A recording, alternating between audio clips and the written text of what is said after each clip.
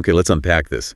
Imagine a criminal enterprise so vast, so sophisticated, it actually rivals legitimate multinational corporations. We're talking like an estimated $1 trillion in global losses every year. Yeah, $1 trillion. It's almost hard to grasp. And the really unsettling part, these operations, they didn't just spring up out of nowhere. They literally took over the infrastructure, the buildings, the networks of what used to be legitimate businesses. Cannibalize them, essentially. Turn them into engines for fraud. Exactly. That's the staggering reality of Southeast Asia's industrial-scale scam operations. And today, that's our deep dive. We've gone through a really comprehensive report that details, where they came from, their global impact, and crucially, how the world is trying to fight back.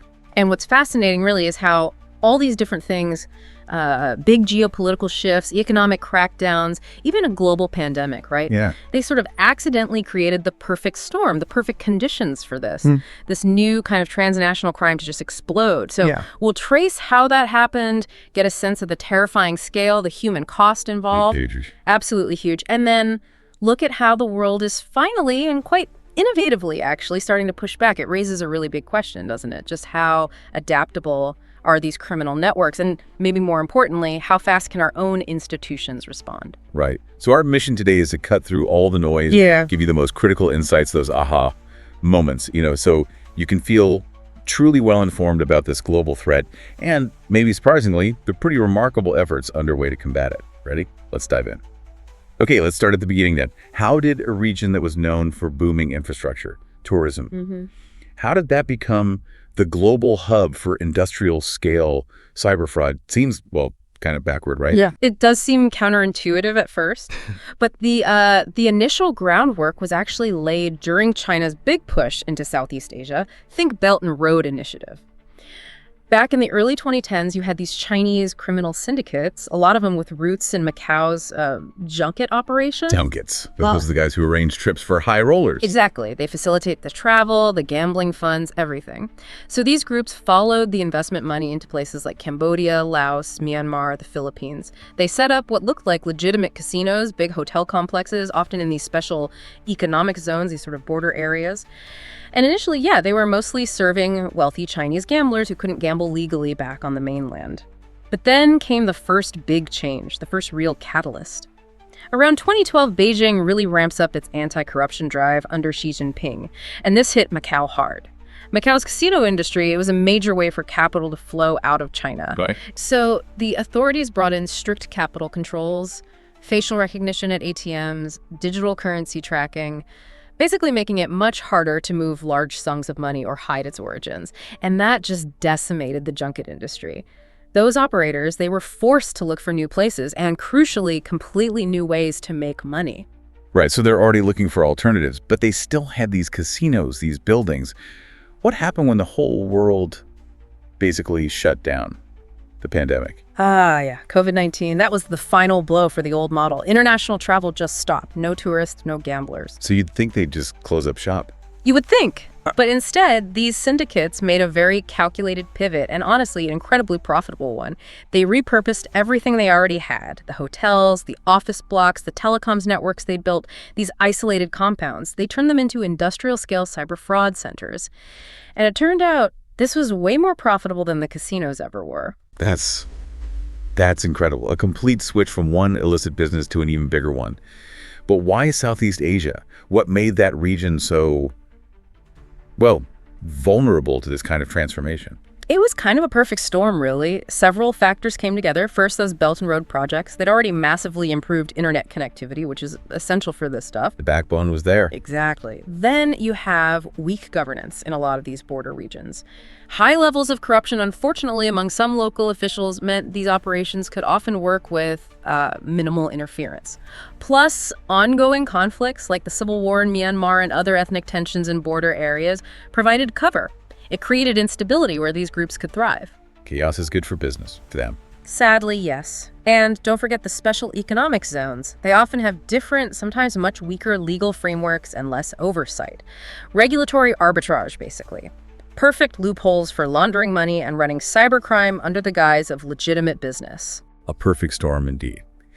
So, moving on from how it started, the scale. You mentioned $1 trillion earlier. That's just mind-blowing. This isn't just petty theft. It's changing global finance crime. It really is. And look, even conservative estimates put the direct annual losses in the tens of billions of dollars. But yeah, some analyses suggest when you factor in all the related cybercrime, the money laundering, we could be nearing $1 trillion in total global losses. Wow. Just look at the U.S. In 2023, they reported over $5.6 billion lost just to crypto scams and things like romance scams or those awful pig butchering schemes. Pig butchering, explain that quickly. Right. That's where scammers build up trust, often faking a romantic relationship or really convincing investment opportunity over weeks or months. And then once the victim is hooked, emotionally or financially, they convince them to invest more and more before, well, butchering the pig stealing everything. Horrible. It is. And those schemes alone accounted for over $4 billion in the U.S. last year, globally. The Global Anti-Scam Alliance put the figure at over $1.03 trillion stolen in just 1 year. 1 year. 1 year. And maybe the worst part, only about 4% of victims ever get any money back. That's devastating. And beyond the money, you mentioned a human cost. That often gets lost in these huge numbers, doesn't it? It absolutely does, and it's horrific. We're talking about massive human trafficking operations. The UN estimates hundreds of thousands of people, literally hundreds of thousands, have been trafficked into forced labor in these scam centers. All over the world? Yeah, victims from over 60 countries. The UN High Commissioner for Human Rights specifically estimates over 200,000 people just in Myanmar and Cambodia alone forced into running these online scams. And the conditions. Systematic torture, sexual violence, being locked up if you don't meet scam quotas or if you try to escape. It's modern slavery on an industrial scale. That's just chilling. And it's spreading. While, maybe 3/4 of victims are still trafficked to Southeast Asia, we're now seeing these scam operations pop up elsewhere. West Africa, the Middle East, even Central America. It just shows how adaptable they are. When the pressure gets too high in one place, they just move. Relocate the whole operation. Unbelievable. So how sophisticated are these groups? Are they really run like multinational companies? Oh, absolutely. The sophistication is genuinely startling. The big scam centers, they're structured like corporations. They have distinct departments, IT, finance, HR, yes, human resources for scamming operations, dedicated money laundering teams. HR, seriously? Seriously. They have structured training programs for the trafficked workers, performance metrics, management hierarchies. It's chillingly corporate. And they're using cutting-edge tech, AI for deepfakes to make scams more convincing, really advanced social engineering, complex crypto laundering networks that move billions across borders, often undetected. So it's not just the direct fraud losses either, is it? There must be broader economic impacts. Huge impacts. All this illicit money pouring into some Southeast Asian economies, it distorts real estate markets, drives up prices, it fuels corruption, obviously, as they bribe officials, and the profits fund other crimes, drug trafficking, arms smuggling, even more human trafficking. In some specific regions or even smaller countries, the revenue from this scam industry is actually equivalent to a pretty significant chunk of their entire national GDP. Wow. Which creates this really dangerous dependency on crime. It embeds itself in the economy. That paints a pretty grim picture. It sounds like this criminal infrastructure is really dug in, but surely the world isn't just standing by. The scale you're describing must have forced some kind of major response. How are governments and international bodies fighting back? They are fighting back, and actually, the response has been quite robust, especially lately, particularly in the Asia-Pacific region. We're seeing some rapid changes in laws. Take Thailand, for instance. They brought in an emergency decree specifically on tech crime prevention back in 2023, and they've already strengthened it in 2025. It forces banks and telcos to share information if they suspect fraud, allows them to freeze transactions for 7 days, and critically, it criminalizes providing mule accounts. Mule accounts? Okay. Those are the ones opened in someone else's name, often victims themselves. Exactly. Often people who are coerced or tricked into opening accounts that criminals then use. Thailand's put in severe penalties for that now. Singapore's got a new Protection from Scams Act, too, 2025, letting police quickly restrict bank accounts or credit lines linked to suspected scams. So faster action. Much faster. And you see similar moves elsewhere. Malaysia's tightening rules for gold dealers and jewelers because they're used for laundering. China has new guidelines on financial fraud. The Philippines set up a specific council for financial cyber resilience. India's got a new risk indicator system for financial fraud. The big shift, really, is towards being proactive, using technology to prevent fraud, not just reacting after the money's gone. That makes sense. It's fascinating how quickly the laws are trying to catch up. Yeah. But you also mentioned innovation. Yeah. What about countries working together? Because this is obviously transnational. Yes, and that's where things get really interesting. The level of regional cooperation is, frankly, unprecedented for this kind of crime. There's this initiative called Frontier Plus Way. It's basically a cross-border alliance of anti-scam centers from 10 different places: Singapore, Hong Kong, Malaysia, Thailand, South Korea, Australia, Canada, Indonesia. So real-time intelligence sharing. Exactly. Real-time intel exchange, joint operations. They actually ran a big coordinated crackdown called Operation Frontier Plus in April and May of 2025. Involved 7 law enforcement agencies, nearly 2,800 officers. They made over 1,800 arrests, investigated almost 34,000 people linked to over 9,000 scam cases. Wow. Any money recovered? Yes. Over $26.2 million recovered just from frozen accounts in that one operation. It really showed that cross-border fund recovery can work when agencies cooperate effectively. Then you have ASEAN, the Association of Southeast Asian Nations, developing broader regional frameworks, working with China and the UN Office on Drugs and Crime. Malaysia's even proposed a pan-ASEAN cybercrime task force, kind of like Interpol, but focused specifically on this region and this threat. That sounds powerful. What about bigger international bodies? Interpol, the UN. They're definitely involved. The UNODC, the UN Office on Drugs and Crime, set up a regional anti-corruption hub in Southeast Asia to provide technical help. Interpol has specific projects like Project Terraid, and they ran Operation Stormmakers II, which mobilized police in 27 countries, really focusing on linking the human trafficking angle to the online scams. Okay. And the U.S. is stepping up engagement, too. They have this cyber-focused ICHE program that's the International Computer Hacking and Intellectual Property Attaché, based in Kuala Lumpur now.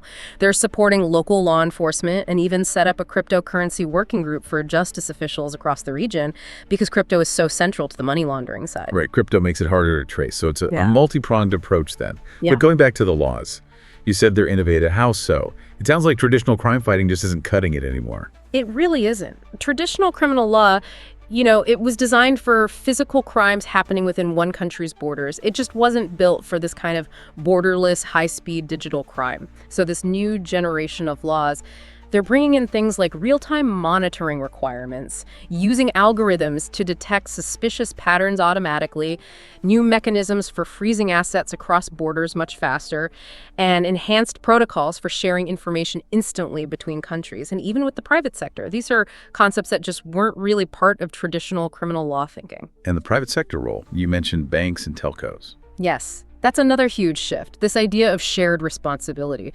It basically says this isn't just the government's job. The new laws are mandating that private companies, banks, crypto exchanges, telcos have to actively participate in prevention. They need better transaction monitoring, enhanced reporting from crypto platforms, real-time fraud detection built into telecom networks.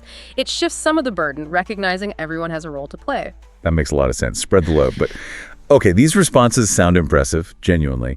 But you also said these criminal groups are incredibly adaptive. Are we actually gaining ground? Or are they always going to be one step ahead?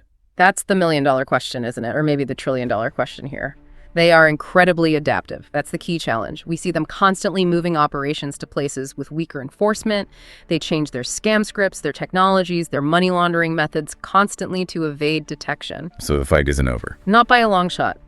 And the UNODC put out a pretty stark warning about this. They basically said that without sustained international cooperation, without countries continuing to adapt to their laws and enforcement, these criminal networks could become permanently embedded in the global financial system. Permanently entrenched. Yeah, posing a genuine existential threat to, the integrity of international business and finance. That is a stark warning.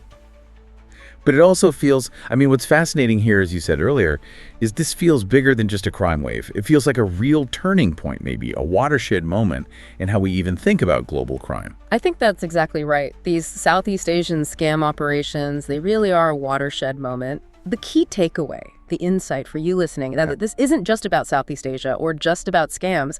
It's a blueprint.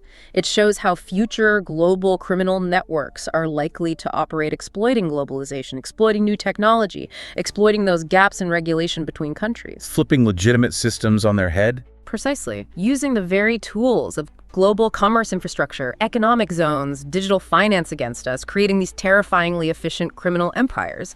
Now, the response, the legislative changes, the international cooperation, it's still evolving. It's definitely a work in progress, but it is establishing new ways of working together, new paradigms that could hopefully serve as models for tackling whatever the next big cyber-enabled transnational crime threat is. Oh, yeah. But ultimately, success really hinges on keeping up the pressure, sustained political will, continuous tech innovation, and making sure our legitimate institutions can adapt just as fast, or ideally faster, than the criminals. Okay. So we've definitely unpacked a lot today. The disturbing rise of these industrial-scale scam operations, their global reach, the very real human suffering they cause, but also the, frankly, ingenious ways the world is starting to fight back. It's incredibly complex and it's moving fast. It really is. Yeah. And maybe a final thought to leave you with. Considering how incredibly good these criminal networks are at exploiting any global event, any new technology, it raises an important question, doesn't it? How could we maybe flip that? How might the very systems we built for global commerce and communication, the internet, finance, logistics, how could they be leveraged more proactively to actually identify and maybe even neutralize these threats before they fully blow up? That would require a level of sort of predictive, anticipatory cooperation internationally that, well, we've very rarely seen before. That is a powerful thought to chew on. Using their adaptability against them almost, something for all of us to think about. And your awareness, just understanding this threat, is definitely a crucial part of the solution.